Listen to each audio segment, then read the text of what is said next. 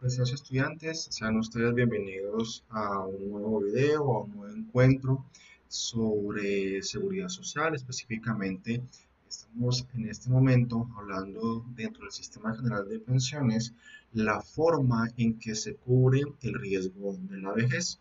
Y acá sí vamos a encontrar una diferenciación entre lo que es el régimen de prima media con prestación definida y el régimen de ahorro individual con solidaridad.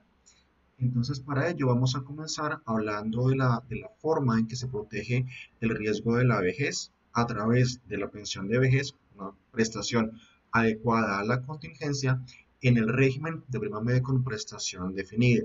Recordemos que este régimen de prima media con prestación definida se encuentra administrado por Colpensiones, la Administradora Colombiana de Pensiones, que esta entidad vino a reemplazar, vino a sustituir en esta función de administradora de este régimen al antiguo Instituto de Seguros Sociales, el IS. En ese orden de ideas, pues efectivamente, o sea, si bien es cierto, el Instituto de Seguros Sociales viene ejerciendo la protección del riesgo de la vejez a partir del día 1 de enero de 1967, ellos venían con su propio régimen y con la ley 100 de 1993 se crea el régimen de prima media con prestación definida. Entonces, como régimen, como tal, se encuentra establecido en los artículos 33 a 37 de la Ley 100 de 1993. Recordemos que se llama prima media, pues porque la prima como costo para acceder al seguro se encuentra, o sea, ese costo es exactamente igual para todas las personas, ¿sí? Es un costo medio, que es normalmente el 16% del ingreso base de cotización o del salario. Y la prestación está previamente definida en la ley. Los requisitos, el monto, la técnica para calcularlo y para reajustar se encuentra previamente definido en la ley. El derecho a la pensión de vejez como tal se causa cuando se acredita el cumplimiento de los requisitos establecidos en la ley.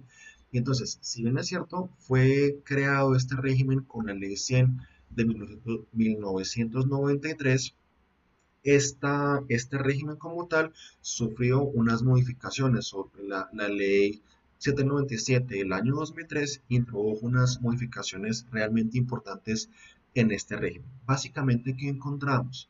La ley 100 estableció dos requisitos, uno, el requisito de edad y otro, el tiempo de fidelidad al sistema. En cuanto al requisito de edad, la ley 100 establecía que se debía cumplir con un requisito o sea, con que las mujeres debían cumplir 55 años de edad y los hombres 60 años. La propia ley 100 estableció que 20 años, o sea, que después de 20 años de entrada en vigencia, ese sistema general de pensiones se iba a incrementar en 2 años esa edad para acceder a la pensión de vejez. Por esa razón, a partir del 1 de enero del 2015, para que un hombre, un género masculino, tenga derecho a la pensión de vejez, debe cumplir con 62 años de edad, mientras que una mujer, género femenino, debe cumplir con 57 años de edad. Repito, esta edad fue establecida como tal en la propia Ley 100 y la misma Ley 100 fue la que estableció que se incrementaría la edad de pensión 20 años después de la entrada en vigencia de este régimen pensional. En cuanto al tiempo de fidelidad, el tiempo que se debe acreditar, la persona debe cumplir con una serie de semanas de cotización. La ley 100 nos hablaba de 1000 semanas de cotización, es decir, la persona para poderse pensionar debe cumplir con este requisito de fidelidad al sistema, expresado en semanas de cotización, 1000 semanas. Sin embargo, este requisito de 1000 semanas fue modificado con la ley 797 del año 2003, el cual estableció un incremento gradual hasta llegar a las 1300 semanas que se exigen hoy en día. En ese orden de ideas, la manera en la cual se modificó este requisito de semanas, pues vemos que fue incrementado gradualmente. Para el año 2005 se exigieron 1050 semanas, es decir, Subieron 50 semanas en un solo año y paulatinamente, año tras año, se iban incrementando 25 semanas hasta llegar a las 1.300 que se exigen a partir del 1 de enero del año 2015. Aspectos a tener en cuenta en este régimen de prima media con prestación definida. Cuando hablamos de semana, hacemos referencia a 7 días calendario. ¿Sí? No estamos hablando de días hábiles, sino efectivamente términos calendario. Todos los tiempos cotizados, bien sea en el sector privado, en el sector público, en cajas de previsión social, todos esos tiempos se pueden acumular, se pueden sumar. Entonces, pues se debe reconstruir la historia laboral de la persona y todos esos tiempos son tenidos en cuenta. En caso que, por ejemplo, una persona haya estado vinculada a través de una caja de perdón, a través de una caja de previsión social o en una entidad pública o ante un empleador privado, pues estos periodos de tiempo se tendrán en cuenta a través de diferentes mecanismos, como por ejemplo un bono pensional, una cuota parte pensional o un título pensional, que pues todos estos son diferentes mecanismos de diferenciación de las pensiones, a lo cual haremos referencia más adelante en un próximo video. La solicitud de pensión, asimismo, debe ser resuelta por parte de la entidad administradora en un término de 4 meses. ¿Sí? La entidad tiene 4 meses para resolver de fondo la solicitud de pensión que ha presentado el afiliado. Ahora bien, una cosa es tener derecho a la pensión de vejez, ¿sí? Que para eso solamente hay que cumplir con dos requisitos, como son la edad, 57 o 62 años, dependiendo si se es mujer, género femenino, o si es hombre, género masculino. Y el segundo requisito, las semanas de cotización. Esos son los dos únicos requisitos que se deben demostrar, que se deben cumplir para tener derecho a la pensión de vejez. Ahora bien, una vez se declara que la persona tiene derecho a esa pensión de vejez, es necesario establecer el monto de la pensión, a cuánto asciende esa pensión de vejez. Ya vamos a ver que efectivamente la pensión no puede ser inferior a un salario mínimo ni superior a 25 salarios mínimos. Entonces, para saber si se le paga uno o se le pagan 25 o una cifra intermedia, nos tenemos que guiar tenemos que establecer cuál es el monto de la pensión. Para ello, tenemos que, en primer lugar, establecer el ingreso base de liquidación. En segundo lugar, establecer la tasa de reemplazo. Y en tercer lugar, verificar si efectivamente la persona tiene derecho a incrementos en esa tasa de reemplazo. Es el primero de ellos. ¿Cómo se determina el ingreso base de liquidación? Para ello, tenemos que tener en cuenta los últimos 10 años de cotizaciones. Como las cotizaciones se hacen en forma mensual, entonces tenemos que completar 10 años de cotizaciones. En el evento en que, por ejemplo, una persona no haya tenido una continuidad laboral, entonces, pues, digamos que, o sea, tenemos que en todo caso buscar 120 cotizaciones. Esa es la idea. Si hubo interrupción, si hubo periodos no cotizados, pues nos vamos hasta completar, o sea, nos devolvemos en el tiempo hasta completar 120 periodos cotizados, 120 mensualidades. Entonces, y miramos cuál fue el ingreso sobre el cual se cotizó. Esos ingresos, todos esos ingresos bases de cotización deben ser actualizados, es decir, traídos a valor presente. Por ejemplo, una persona que cotizó, se tiene en cuenta la cotización por allá del año 2000, pues lo traemos a valor presente. A todas esas 120 cotizaciones las actualizamos, las traemos a valor presente. Esas cotizaciones las promediamos. Luego de haber hecho ese ejercicio con las últimas 120 cotizaciones, o sea, los últimos 10 años de cotizaciones, lo hacemos de toda la vida laboral y miramos cuál de los dos valores es superior, si los últimos 10 años o toda la vida laboral. El que sea más alto, ese es el que se debe tener en cuenta para el respectivo cálculo de la mesa pensional. En ese orden de ideas, repito, se debe actualizar traer a valor presente los últimos 10 años de cotizaciones o de toda la vida laboral. Hacemos el promedio del uno y del otro y el valor que sea más alto será el que tengamos como ingreso base de liquidación. En desarrollo de ese principio de favorabilidad, en este caso al afiliado, ya efectivamente pensionar lo que sea más alto para él. Una vez tenemos el ingreso base de liquidación, sobre ese ingreso base de liquidación establecemos la tasa de reemplazo.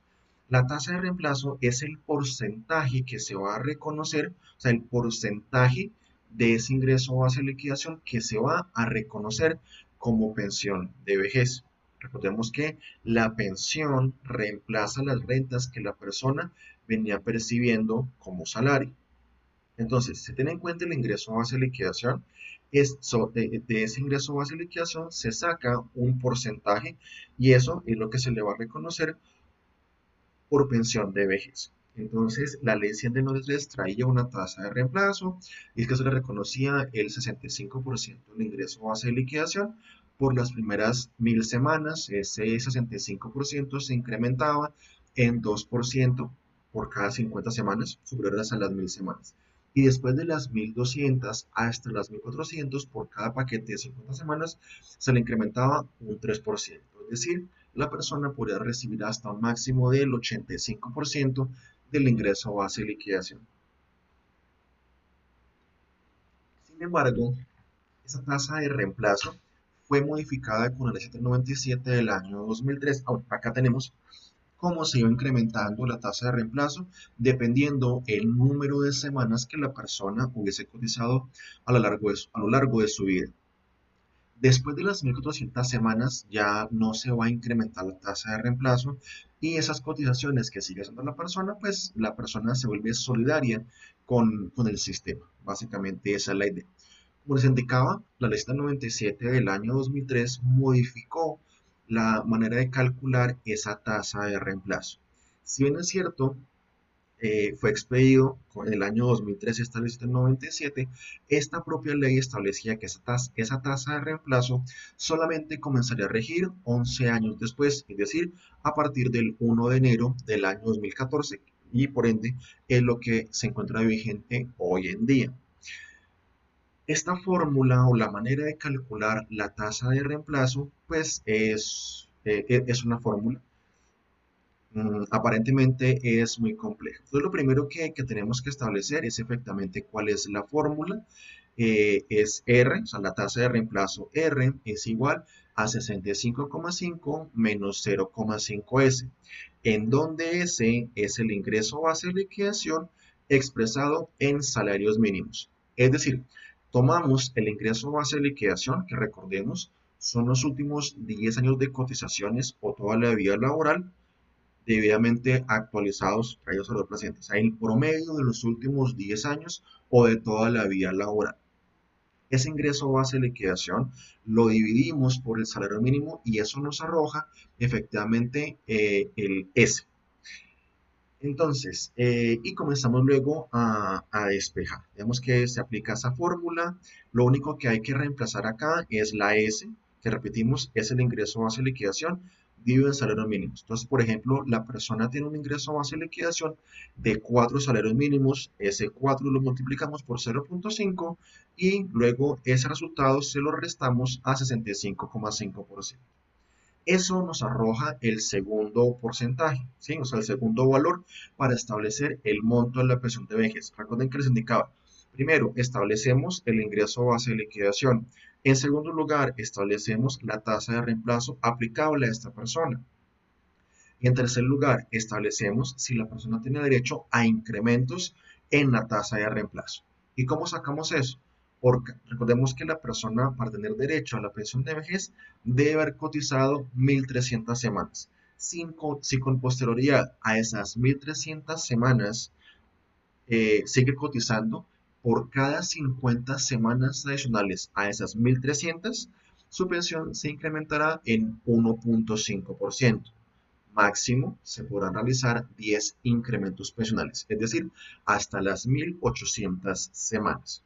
Ya después de 1800 semanas, la persona puede seguir cotizando sí, efectivamente continúa laborando, pero por más que siga cotizando, no se incrementará más allá de la tasa de reemplazo.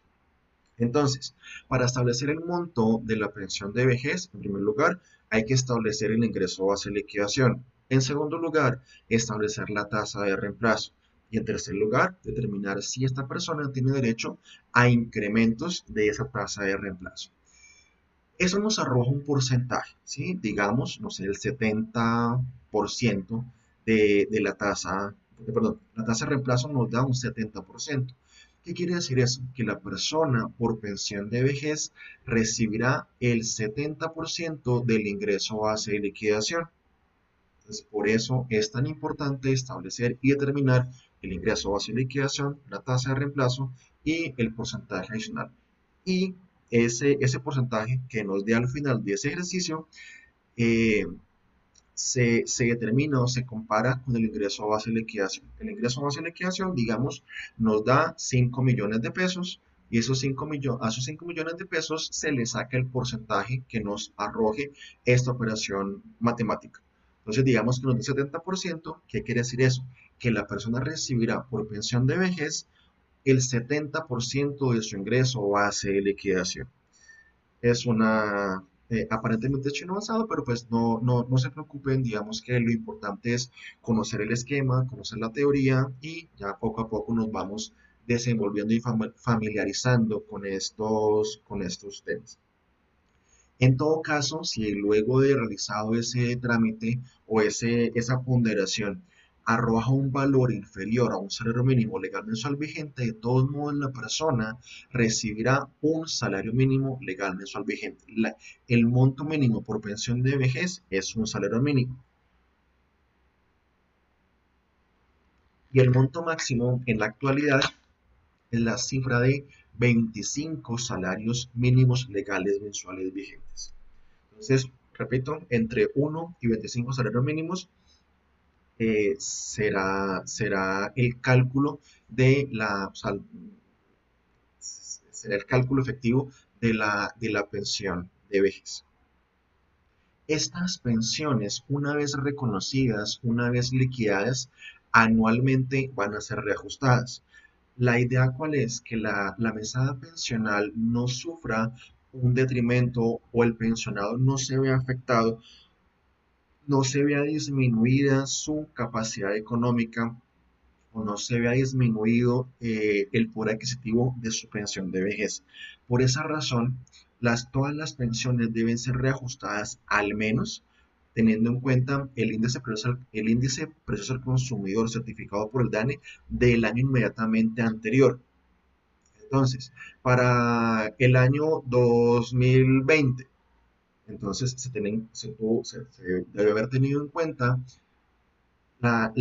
el incremento del IPC del todo el año 2019. Entonces, teniendo en cuenta el IPC del 2019, con fundamento en eso se reajusta para el 2020 la pensión de vejez. Y así sucesivamente, para el año 2021 se tendrá en cuenta el IPC del año 2020, para el año 2022 se tiene en cuenta el IPC del 2021. Y si la pensión es equivalente a un salario mínimo legal mensual vigente, el incremento de la mesada pensional será equivalente, o sea, será lo que sea mayor, bien sea el incremento del IPC o el incremento del salario mínimo para ese año. Lo que sea mayor, en ese mismo porcentaje se reajustará la pensión de vejez reconocida por el régimen de prima media con prestación definida. Finalmente, en caso que la persona no tenga derecho a la pensión de vejez porque no cumple con el requisito de semanas de cotización, es decir, la persona ya cumplió con la edad, la persona no tiene, o sea, ya cumplió con la edad, es decir, 57 años para las mujeres o 62 para los hombres, pero habiendo llegado a esta edad no tiene el número de semanas suficientes y además de eso no puede seguir cotizando, entonces la persona puede solicitar esta prestación económica que es conocida como indemnización sustitutiva de la pensión de vejez. Si no tiene derecho a la pensión de vejez, puede pedir esa indemnización sustitutiva. Si bien es cierto, es una prestación económica, es legal, está autorizada por la ley, pues con el mayor respeto, es la peor opción para la persona. Tenemos que buscar otras alternativas, como por ejemplo la pensión familiar o convertir ese ahorro pensional en un beneficio económico periódico, que es un tema que veremos más adelante. Tengo que resaltar que es la peor opción para el afiliado. Sí, realmente es la peor opción porque es un pago único que recibe el afiliado, que lo recibe del sistema como tal, pero con ese pago que recibe la persona, que básicamente es la devolución de los aportes que ha realizado la persona a lo largo de su vida, con ese dinero, con ese aporte, la persona tiene que satisfacer sus necesidades económicas hasta que fallezca. Entonces, realmente considero que es mucho mejor buscar otras alternativas que permitan a la persona percibir un ingreso económico hasta que fallezca. Por ejemplo, el beneficio económico periódico. Por ejemplo, sumar esfuerzos con su cónyuge o compañero o compañera permanente sobreviviente, compañero o compañera permanente, para que entre los dos sumen una pensión familiar. Entonces, hay que buscar las alternativas, porque repito, que la persona reciba un pago único y con ese pago, con esa prestación única, solventar o satisfacer todas sus necesidades económicas hasta que fallezca, pues realmente es la peor opción para el afiliado. Entonces, esta es la manera en la cual el régimen de prima media con prestación definida cubre, garantiza las contingencias de la vejez, o sea, las contingencias generadas como consecuencia del riesgo de la vejez. Entonces, para que la persona que ha llegado a esta etapa de su vida, pues pueda satisfacer sus necesidades económicas, pueda satisfacer esas contingencias económicas. Espero que haya quedado claro el tema. Si tienen alguna inquietud, lo pueden hacer aquí en la sección de comentarios y si no, pues nos vemos en nuestro sincrónico, en el cual pues estaré atento a todas sus inquietudes y comentarios. Que tengan un muy buen día. Hasta luego.